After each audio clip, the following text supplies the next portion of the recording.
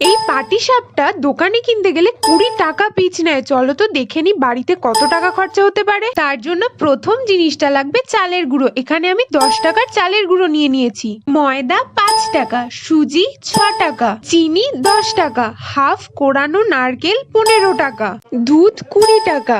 একটা বড় পাত্রে সুজিটা দিয়ে তার মধ্যে উষ্ণ গরম জল দিয়ে কিছুক্ষণ ভিজিয়ে রেখে দেব। ততক্ষণে পাটিসাপটার ক্ষীরটা বানানো যাক। কড়াইয়ের মধ্যে কিছুটা দুধ দিয়ে দেব। দুধটা যখন ফুটে উঠবে তখন তার মধ্যে ফ্লেভারের জন্য এলাচ দিয়ে দেব, যেটার দাম পড়বে কম বেশি 1 টাকা।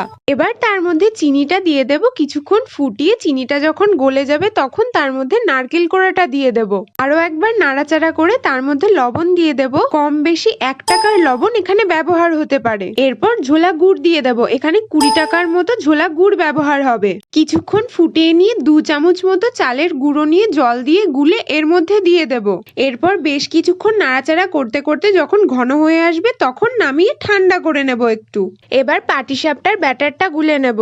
তার জন্য সুজির মধ্যে ময়দা, চালের গুঁড়ো, লবণ আর দুধটুকু দিয়ে ভালো করে গুলে নেব।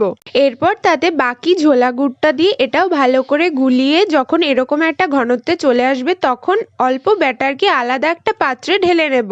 এবার তার মধ্যে অল্প কালার দিয়ে দেব। এটা ভালো করে গুলিয়ে নেব যাতে কালারটা হলদে হয়ে যায়। এবার কড়াইয়ে সামান্য তেল মাখিয়ে প্রথমে সেই হলদে কালারিং ব্যাটারটা দিয়ে ডিজাইন করে নেব।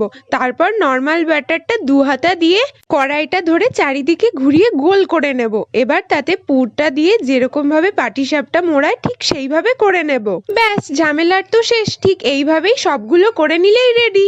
বাড়িতেই খুব সহজেই মাত্র 88 টাকায় 14 পিস পাটিসাপটা রেডি হয়ে গেছে। একটার দাম পড়বে মাত্র 6 টাকা।